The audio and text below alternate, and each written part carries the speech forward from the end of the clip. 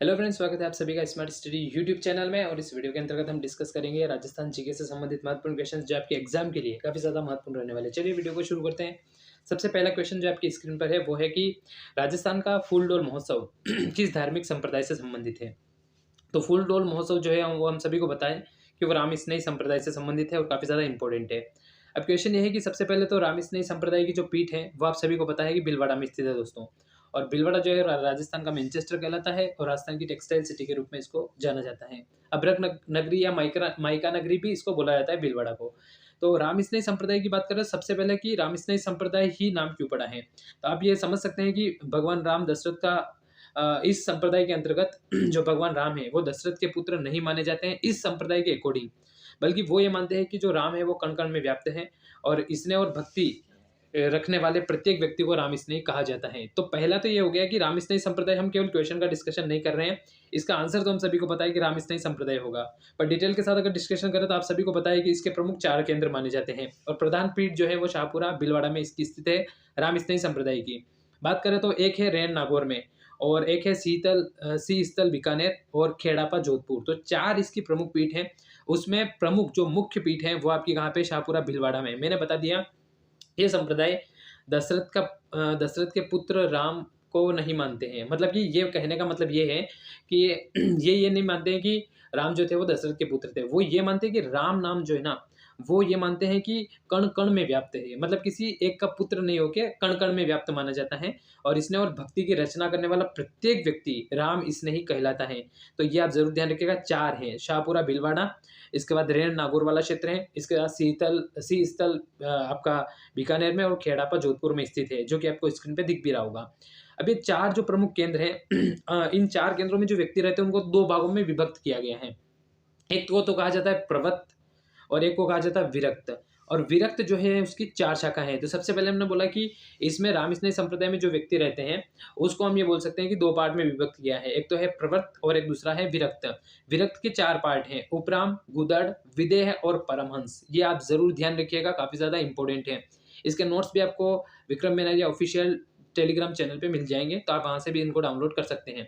अब ये तो 4 पार्ट हमने बता दिए। अब ध्यान रखिए रेण नागौर की जो शाखा है, जिसमें हमने बोला है कि शाहपुरा भीलवाड़ा की एक शाखा है, सी स्थल बीकानेर की एक शाखा है, इसके साथ खेड़ापा जोधपुर की है। पर रेण नागौर की शाखा है उसके मूलाचार्य जो है वो जयमल दास जी हैं, ध्यान रखिएगा। और पूज्यपाद जी जो हैं वो कौन है, तो श्री दरियाव जी हैं। तो ये आपको ध्यान रखना है, काफी ज्यादा इंपॉर्टेंट है। इस संप्रदाय के बारे में कुछ और फैक्ट की अगर मैं बात करूं तो गुलाबी रंग की ये पोशाक पहनते हैं, भिक्षा वृत्ति करके अपना जीवन को यापन करते हैं, मतलब भिक्षा मांगकर अपने जीवन चलाते हैं। और भिक्षा जब मांगते हैं उस समय राम जी का उच्चारण करते हैं। चैत्र कृष्ण प्रतिपदा से कृष्ण पंचमी तक फूलडोल महोत्सव मनाया जाता है शाहपुरा भीलवाड़ा में, तो इसको आप जरूर ध्यान रखिएगा। तो राम स्नेही संप्रदाय के अपने एग्जाम में जो जो क्वेश्चन आ सकते हैं वो मैंने इस क्वेश्चन के माध्यम से सारा डिस्कशन किया है। तो ये पहला क्वेश्चन था अपना। अगर नेक्स्ट क्वेश्चन की बात करें तो राजस्थान का सबसे ऊंचा बांध पूछा है, तो आपको ऑप्शन में माही बजाज सागर, राणा प्रताप सागर, जाखम बांध और जवाहर सागर बांध दिया हुआ है। अब बात करूं अगर मैं डिटेल के साथ, तो पहले तो मैं आपको ये बता दूं माही बजाज सागर जो है माही बजाज सागर, उसकी ऊंचाई की बात करें तो लगभग 43 मीटर उसकी ऊंचाई मिलती है। तो 43 मीटर उसकी ऊंचाई मानी जाती है। सबसे ऊंचा बांध की बात करें तो आप सभी को पता है कि जाखम बांध है, जाखम नदी पे बना हुआ है। भंवर माता की पहाड़ी क्षेत्र से इस नदी का उद्गम होता है और 81 मीटर इसकी ऊंचाई है। अगर बात करें चंबल नदी पे 4 बांध बने हुए हैं। एक तो सबसे पहला आपका गांधी सागर जो कि भानपुरा और मानपुरा के पठार के बीच में बना हुआ है और ऊंचाई जो है उसकी लगभग 62 मीटर है। तो गांधी जी 62 है तो 62 से आप याद रख सकते हैं। राणा प्रताप सागर आपको पता है कि भराव क्षमता की दृष्टि से बड़ा बांध माना जाता है। और माही बजाज सागर की अगर लेंथ की बात करें तो 3109 मीटर है, मतलब लगभग 3 किलोमीटर की रेंज में वो फैला हुआ है। राणा प्रताप सागर की बात करूं तो 54 मीटर लगभग उसकी ऊंचाई मानी गई है। चित्तौड़गढ़ में राणा प्रताप सागर परमाणु संयंत्र यहाँ पे लगाया गया है, आप सभी को अच्छे तरीके से पता होगा। जवाहर सागर बांध की बात करें तो 45 मीटर उसकी ऊंचाई है। और कोटा बैराज की बात करूं तो 37 मीटर है, जो कि कोटा बैराज जो है वो मुख्य रूप से सिंचाई के लिए काम में आता है और चंबल नदी पे बना हुआ सबसे लास्ट वाला बांध है। तो इसके तरीके से आप 4 को ध्यान रखिएगा क्रम से, क्योंकि दक्षिण से उत्तर का क्रम ऑलरेडी पूछा जा चुका है। और चंबल नदी की एक और विशेषता है कि 100 किलोमीटर की रेंज में लगभग 3 बांध बने हुए हैं। वैसे बांध इस पे 4 बने हुए हैं पर 100 किलोमीटर की रेंज में 3 बांध बने हुए हैं। तो हमने ऊंचाई देखी तो माही बजाज सागर 43 मीटर ऊंचा है। सबसे ऊंचा बांध आपका 81 मीटर जाखम बांध है, जाखम नदी बना हुआ है। भर माता के पहाड़ी क्षेत्र से जाखम नदी का उद्गम होता है, ध्यान रखिएगा। गांधी सागर बांध की अगर मैं बात करूँ तो 62 मीटर है। राणा प्रताप सागर की अगर मैं बात करूँ तो राणा प्रताप सागर जो है उसकी 54 मीटर है। उसके बाद बात करें जवाहर सागर की तो 45 मीटर है और 37 मीटर जो ऊंचाई वो आपकी कोटा बैराज की है। तो इसको जरूर ध्यान रखिएगा, ये क्वेश्चन पे काफी ज्यादा इंपॉर्टेंट है। अगले क्वेश्चन की बात करूँ तो राजस्थान की प्रथम औद्योगिक नीति कब लागू की गई थी? तो प्रथम औद्योगिक मतलब कहने का मतलब ये है दोस्तों कि इन वीडियो के माध्यम से, इन क्वेश्चंस के माध्यम से एक क्वेश्चन का डिस्कशन नहीं हो रहा है। अगर मैं इसमें 15 क्वेश्चन, 25 क्वेश्चन, 20 क्वेश्चन का डिस्कशन करता हूँ तो कम से कम वो 100 से 150 क्वेश्चन आपके बन जाएंगे। डिटेल के साथ उसका डिस्कशन हो रहा है।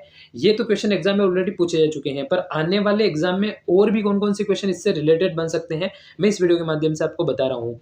इसकी व्यवस्थित पीडीएफ प्राप्त करना चाहते हैं, मैंने पहले ही बता दिया वीडियो की स्टार्टिंग में कि विक्रम मेनारिया ऑफिशियल जो टेलीग्राम चैनल है उसको आप ज्वाइन कर लीजिएगा। इस वीडियो के कमेंट सेक्शन में मैं उसका लिंक दे दूंगा और इसके साथ ही इसके डिस्क्रिप्शन बॉक्स में भी लिंक दे दूंगा। वहां से आप फ्री ऑफ कॉस्ट इसका पीडीएफ डाउनलोड कर सकते हैं और अपने एग्जाम की प्रिपरेशन को बेहतर तरीके से कर सकते हैं। सारे प्रीवियस ईयर एग्जाम के क्वेश्चन है जिनका डिटेल के साथ डिस्कशन हो रहा है। अगला क्वेश्चन की राजस्थान की प्रथम औद्योगिक नीति कब लागू की गई? तो आपको जो ऑप्शन मिल रहे हैं उस ऑप्शन में है 24 जून 1978, 15 जून 1994, 4 जून 1998 और 8 अगस्त 2015 को। तो मैं आपको ये बता दूं कि प्रथम औद्योगिक नीति जो लागू की गई है वो प्रथम औद्योगिक नीति 24 जून 1978। कम से कम ये डेट जरूर ध्यान रखिएगा 1978 वाली। और वर्तमान की बात करें 7वीं तो लगभग 19 दिसंबर 2019 वाली है। तो मैं 7वीं की डिस्कशन कर रहा हूँ। तो 7 औद्योगिक नीतियां मुख्य रूप से एग्जाम स्पेसिफिक है। प्रथम 24 जून 1978। तो डेट जो याद रखनी है वो फर्स्ट वाली और 7th नंबर वाली ध्यान रखनी है। उसके बाद आपको केवल 1990, 1994, 1998, 2010, 2015, 94, 98, 2010 और तो अगर आपको क्रम से याद रखना है तो 1978 24 जून 1978 है फर्स्ट वाली है। सेकंड वाली बात करें 1990 है, फिर 1994 थर्ड नंबर वाली, 1998 फोर्थ नंबर वाली, 2010 आपकी फिफ्थ नंबर वाली, सिक्स नंबर वाली 2015 और उसके बाद 2019 वाली है। तो इस प्रकार से आप क्रम से ध्यान रखिएगा, जैसा कि आपको दिख भी रहा होगा स्क्रीन पे कि किस प्रकार से कौन कौन सी औद्योगिक नीतियां राजस्थान में लागू हुई है। और समय के साथ इसको अपडेट भी जरूर कीजिएगा। जैसे वीडियो आएगा तो मैं आपको बता दूंगा कि नेक्स्ट औद्योगिक नीति कौन सी वाली और कितनी है। अगला क्वेश्चन है कि प्रदेश के कुल कितने विरासतों को यूनेस्को की सूची में शामिल किया गया है? 7, 6, 8, 9 आपको ऑप्शन मिल रहे हैं। तो प्रदेश के कुल कितने विरासतों को यूनेस्को सूची में शामिल किया गया है? तो मैं आपको ये बता दूं कि विरासत में जो शामिल किया गया है, एक तो जंतर मंतर है जयपुर में, जयपुर शहर का परकोटा शामिल किया गया है, केवलादेव राष्ट्रीय उद्यान जो है भरतपुर वाला उसको शामिल किया गया है। उसके बाद आपने ट्रिक भी पढ़ी होगी आम गाजर चीकू, जिसमें आम से आमेर है, आम से आमेर हो गया। गाजर में गा से जो है वो आपका गागरोन है, ज से जैसलमेर है और र से रणथंभौर है। ये आपको ध्यान रखिएगा। ची से चिक्कू जो है उसमें ची से चित्तौड़ है और कुंभलगढ़ है। तो 6 तो आपके किले हैं और 3 आपके अदर स्थल है, जिसमें जंतर मंतर है, जयपुर शहर का परकोटा और केवलादेव राष्ट्रीय उद्यान है। टोटल जो बन रहे हैं वो आपके 9 बन रहे हैं। तो इसको आप ध्यान रखिएगा, काफी इंपॉर्टेंट है। टोटल पूछा सकता है तो 9 है। विरासतों को यूनेस्को में शामिल किया गया, इसको ध्यान रखिएगा। और इसके साथ ही अगर मैं बात करूँ तो 6 तो आपके किले हो गए, जिसमें आम गाजर चीकू बन रहा है। आम से तो आपका आमेर बन गया, गा से गागरोन बन गया, जैसे जैसलमेर बन गया और इसके साथ ही र से आपका रणथंभौर बन गया, ची से चित्तौड़गढ़ बन गया और कू से आपका कुंभलगढ़ बन गया। तो इसको आप जरूर ध्यान रखिएगा। अगला क्वेश्चन है कि राजस्थान में परमाणु ऊर्जा संयंत्र की स्थापना कब की गई? तो परमाणु ऊर्जा संयंत्र की मैं बात करूं तो 1965 में की गई है। तो इतना अपने एग्जाम के लिए केवल इतना ही काम का नहीं है, क्योंकि डिटेल्स के साथ क्वेश्चन आ रहा है तो आपके लिए काफी ज्यादा स्पेसिफिक है कि अगर आपने केवल इतना पढ़ा है कि परमाणु ऊर्जा संयंत्र, तो आपको उस परमाणु ऊर्जा संयंत्र की लगभग पूरी डिटेल याद होनी चाहिए, जिससे हो सकता है आपके एग्जाम में कोई भी क्वेश्चन एग्जाम में बन सकता है। तो सबसे पहले तो मैं आपको बताऊं, इसमें मैं आपको current affair point of view से बताऊंगा कि वर्तमान में करंट में क्या चल रहा है इसमें। तो परमाणु ऊर्जा स्टेशन जो है वो रावत भाटा में है और राजस्थान का पहला वाला है। इसके बाद आपका बांसवाड़ा वाले क्षेत्र में बन रहा है, तो उसको आप ध्यान रखिएगा। पर अपने हिसाब से जो वर्तमान समय में है वो आपको ध्यान रखना है कौन सा वाला, तो परमाणु ऊर्जा स्टेशन रावत भाटा वाला। अब ये आपको पता है चंबल नदी पे बना हुआ है। रावत भाटा वाले में जो बना हुआ है उसके बारे में अभी हमने थोड़ी देर पहले बांध के बारे में पढ़ा है, चित्तौड़गढ़ वाले के बारे में। तो इसको आप जरूर ध्यान रखिएगा। चित्तौड़गढ़ वाला जो आपका रावत भाटा वाला जो राणा प्रताप सागर जो बांध है उसके बारे में हमने पढ़ा है 54 मीटर। तो इसके साथ ही अगर मैं बात करूं तो अभी इसका जो है वो स्थापना 1965 में हुई है। उत्पादन शुरू कब हुआ है? तो 16 दिसंबर 1973 को शुरू हुआ है। 1973 को शुरू हुआ है उत्पादन। स्थापना तो 65 में हुई है पर उत्पादन शुरू हुआ है। ये किसके द्वारा संचालित होता है? तो नाभिकीय ऊर्जा निगम जो है उसके द्वारा संचालित होता है और लगभग 1180 मेगावाट इसकी वर्तमान समय में सृजित क्षमता है। सृजित क्षमता की बात की गई है। कुल इकाइयां इसमें 6 है, लेकिन वर्तमान में करंट में एक और इकाई चल रही 7वें नंबर वाली, जिसको मैं अभी आपको बताऊंगा। और सेकंड जो परमाणु ऊर्जा संयंत्र है या परमाणु ऊर्जा बिजली घर है वो नापला गांव बांसवाड़ा में है, जिसमें इकाइयां 7 8 इकाइयां हैं, जिसमें लगभग 2 क्रॉस 700 मेगावाट के संयंत्र लगाए गए हैं। तो ये वर्तमान में निर्माणाधीन है बांसवाड़ा, इसको ध्यान रखिएगा। इस रावत भाटा वाले की वर्तमान समय में करंट स्थिति क्या है? तो रावत भाटा में जो निर्माणाधीन है वो 700 मेगावाट की लगभग 7वीं इकाई है। तो ये अगर बात करें तो इसमें क्या है कि लगभग जो जून वाला टाइम पीरियड होगा आपका, उसमें क्या है कि 1,15,248 किलो यूरेनियम इसमें भरा जाएगा, जिससे कि यूरेनियम के नाभिक पे टक्कर करवाई जाती है, आपको पता है, और उससे भारी मात्रा में ऊर्जा मुक्त होती है, जिसके माध्यम से पानी को गर्म किया जाता है और टरबाइन के ऊपर डाला जाता है, जिससे कि उस पर क्या होता है, टरबाइन घूमता है और बिजली का उत्पादन होता है। तो देश की दूसरी और प्रदेश की पहली लगभग 700 मेगावाट की परमाणु विद्युत परियोजना की 2 इकाइयां, एक इकाई जिसे दिल केंद्रिया में यूरेनियम फ्यूल भरने से संबंधित वर्तमान में टेस्टिंग चल रही है। तो ये करंट पॉइंट ऑफ व्यू से चर्चा में है, इस कारण से इससे प्रश्न बन सकता है। इसके बैकग्राउंड में जाके तो 1973 16 दिसंबर 1973 के हम ये बोल सकते हैं कि इससे उत्पादन शुरू हुआ। 65 में इसकी स्थापना हुई है नाभिकीय ऊर्जा निगम के द्वारा, और 1180 वर्तमान में सृजित क्षमता है इसकी, इसको ध्यान रखिएगा। सेकंड वाला जो आपका बांसवाड़ा, नापला बांसवाड़ा में, और 7 से 8 इकाई वहाँ पे लगाई जाएगी, जिसमें लगभग 1400 मेगावाट विद्युत का उत्पादन होगा। इससे टोटल विद्युत का उत्पादन अभी वर्तमान समय में जो हो रहा है वो लगभग हम ये बोल सकते हैं कि लगभग 1180 मेगावाट हो रहा है, इसको ध्यान रखिएगा। अगली बात करें तो निम्नलिखित में से कौन सा वन्य जीव शुभंकर जो है वो जालोर में है? तो आपको ध्यान रखना है कि जालोर का जो है वो भालू है। 4 ऑप्शन आपको दिए हुए हैं। भारतीय भेड़िया, भेड़िया दोस्तों राजसमंद का है। बिज्जू जो है आपका वो हम ये बोल सकते हैं उदयपुर का है। कुरंजा जो है वो आपके जोधपुर क्षेत्र का है। तो इसको आप जरूर ध्यान रखिएगा, इंपॉर्टेंट है। इस पे कभी मैं वीडियो लेके आऊंगा एक, जिसपे हम ये आपको बताएंगे कि राजस्थान में पुराने पॉइंट ऑफ व्यू से जो 33 जिले हैं उसमें कौन कौन से उसके शुभंकर है। हम क्रम से पढ़ेंगे, उत्तर से दक्षिण का पूरा जो क्रम है उसको मैं आपको बताऊंगा कि कौन कौन से उसमें शुभंकर है। क्योंकि 2015 में वसुंधरा राजे जी गवर्नमेंट जो थी उसमें ये लाई गई थी, जिसके माध्यम से कम ये टारगेट था कि एक जिला एक अगर वन्य जीव को अगर संरक्षित करेगा तो लगभग 33 तो कम से कम संरक्षित होंगे ही होंगे। तो इसको आप जरूर ध्यान रखिएगा, ये काफी ज्यादा इंपॉर्टेंट क्वेश्चन है। तो नेक्स्ट अगर मैं बात करूँ तो चित्तौड़गढ़ के किले में त्रिभुवन नारायण मंदिर का निर्माता कौन है? तो ऑप्शन दिए हुए आपको, महाराणा मोकल, भोज परमार, महाराणा हरि सिंह और नागभट्ट प्रथम। तो मैं आपको बता दूं कि भोज परमार इसके त्रिभुवन नारायण मंदिर के निर्माण करता है। तो इसको समितेश्वर मंदिर भी कहा जाता है और त्रिभुवन नारायण मंदिर भी कहा जाता है। निर्माण जो करवाया था वो परमार राजा भोज ने करवाया था लगभग 11वीं शताब्दी के आसपास, और इसका जीर्णोद्धार महाराणा मुकल ने करवाया था। और जब जीर्णोद्धार हुआ 1428 में, तब से इसको मुकल मंदिर के रूप में भी जाना जाने लगा। सूत्रधार की बात करें तो जेता के निर्देशन में इसका निर्माण हुआ है, ध्यान रखिएगा। निर्माता जो थे वो मोकल थे, पर प्रारंभिक निर्माता भोज जो थे वो परमार शासक थे, वो थे। तो प्रारंभ में निर्माण करवाया परमार शासक भोज ने, बाद में जो है वो जीर्णोद्धार करवाया महाराणा मोकल ने 1428 में, और जो जीर्णोद्धार किया है वो किया है आपके जेता ने। नागर शैली में यह बना हुआ, इसको ध्यान रखिएगा। तो ये 5 फैक्ट काफी इंपॉर्टेंट है, और मोकल मंदिर इसको कहा जाता है, तो संबिदेश्वर मंदिर भी इसको कहा जाता है, इसको भी आप जरूर ध्यान रखिएगा। अगले क्वेश्चन की अगर मैं बात करूं तो आपको निम्नलिखित में से कौन सी राजस्थान की लोकनाट्य शैली नहीं है? तो स्वांग लोकनाट्य शैली है, ये आप ध्यान रखिएगा। रम्मत भी है और ख्याल भी है। लाल चौक डोसा का हेला ख्याल प्रसिद्ध है, आपको पता है। रम्मत जैसलमेर बीकानेर क्षेत्र की प्रसिद्ध है।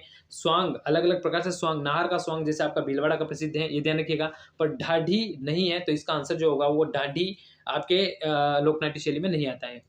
चंबल बेसिन की खड्ड भूमि को कहा जाता है। चंबल बेसिन के बारे में अभी हमने डिस्कशन किया कि चंबल नदी जानाबाव की पहाड़ियां विंध्याचल क्षेत्र से उद्गमित होती है, राजस्थान में 84गढ़ चित्तौड़ से प्रवेश करती है, इसको ध्यान रखिएगा।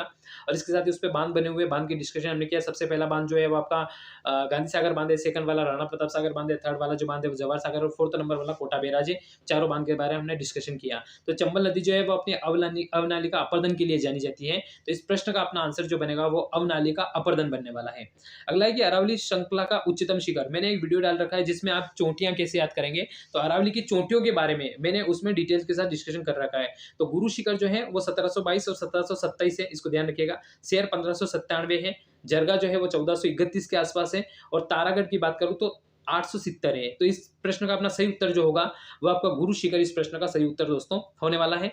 मैंने चोटियों का वीडियो डाल रखा है, उसको डिटेल के साथ कैसे आप चोटियां याद करेंगे, लगभग मैंने उसमें 38 चोटियां याद करवा रखी है, आप इसको जरूर देखिएगा, आपको एक बार में वो पूरा याद हो जाएगा। कुंभलगढ़ दुर्ग का प्रमुख शिल्पी कौन था? तो 4 ऑप्शन है आपके पास, दीपा है, लालचंद है, मंडन है और चंपालाल है। तो इसका करेक्ट आंसर आपका मंडन है। तो कुंभलगढ़ दुर्ग का प्रधान शिल्पी जो था वो आपको पता है कि कौन था, तो वो मंडन था दोस्तों। कुंभलगढ़ दुर्ग के बारे में डिटेल के साथ डिस्कशन करूं तो निर्माण की बात करें तो महाराणा कुंभा ने मौर्य शासक संप्रति द्वारा निर्मित एक दुर्ग के ऊपर, मौर्य शासक था संप्रति ने जो दुर्ग का निर्माण करा था उसके ऊपर दुर्ग निर्माण हुआ है, तो वो निर्माण करवाया महाराणा कुंभा ने। अगर बात करें तो वीर विनोद ग्रंथ के अनुसार बात करें, क्योंकि कवि राजा वीर विनोद की रचना श्यामल दास दद्दीवाडिया ने की है, तो उनके अनुसार बात करें तो 1448 में इसकी नींव रखी गई थी, क्योंकि 1437 में सारंगपुर का युद्ध हुआ था दोस्तों। 1448 में इस दुर्ग की नींव रखी गई थी और 1458 में लगभग 10 साल के बाद निर्माण कंप्लीट हुआ था। ये अपने खुद से नहीं बोल रहे हैं, ये वीर विनोद ग्रंथ के अनुसार ये डेटा है। महाराणा उदय सिंह मेवाड़, महाराणा उदय सिंह जी जो थे उनका यहाँ पे राज्याभिषेक हुआ था, ये आपको ध्यान रखना है। जैसा कि आपको स्क्रीन पे दिख रहा है कि इस दुर्ग के अंदर एक और दुर्ग है जिसका नाम है कटारगढ़, और कटारगढ़ के अंदर की बात करूं तो बादल महल और झाली रानी का मालिया स्थित है। बादल महल में जूनी कचहरी वाला स्थान है, वहां पे जनाना और मर्दाना 2 स्थान है। वहां पे आपको ये बात करें तो महाराणा प्रताप का जन्म हुआ था, वीर शिरोमणि महाराणा प्रताप का जन्म हुआ है, तो ये दुर्ग है। 4 घोड़े आराम से इसके ऊपर घुड़सवार जो है वो चल सकते हैं। इसकी इतना जो परकोटा है वो इतनी चौड़ाई में बना हुआ है, 36 किलोमीटर इस परकोटे की दोस्तों ध्यान रखिएगा लेंथ है टोटल। और इस कटारगढ़ के उत्तर की बात करूं तो उत्तर में झाली बावड़ी स्थित है और मामादेव कुंड स्थित है। मामादेव कुंड के जस्ट पास में कुंभ शाम विष्णु मंदिर स्थित है, और मामादेव कुंड के पास में ही आपको पता है कि उदा ने हत्या की थी किसकी, तो ध्यान रखिएगा कुंभा की हत्या की थी, तो इसको आपको ध्यान रखना है, काफी ज्यादा इंपॉर्टेंट है। उन्ना राजकुमार पृथ्वीराज सिसोदिया की छतरी यहीं पे बनी हुई है, जो कि इस दुर्ग की तलेटी में बनी हुई दोस्तों, जैसा कि आपको दिख रहा है। और इसके साथ ही अगर मैं बात करूं तो इसके बारे में कथन कहा जाता है अबुल फजल का, कि इस दुर्ग को अगर नीचे से देखें, नीचे से ऊपर की ओर देखने पर सिर की पगड़ी गिर जाती है, तो इसको आप ध्यान रखिएगा।